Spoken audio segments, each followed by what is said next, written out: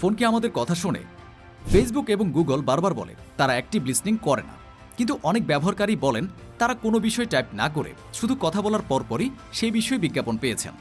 অর্থাৎ হয়তো ফোন সবসময় মাইক্রোফোন চালু করে রাখে না, কিন্তু আপনি যখন ভয়েস অ্যাসিস্ট্যান্ট চালু করেন বা মাইক্রোফোন অ্যাক্সেস অ্যালাউ করেন, তখন কিওয়ার্ড লিসনিং হয়েই থাকে এবং তখন মেশিন শুধু শুনছে না, আপনার কথার ভাবনাও ধরতে পারছে। ভবিষ্যতের বিপদ।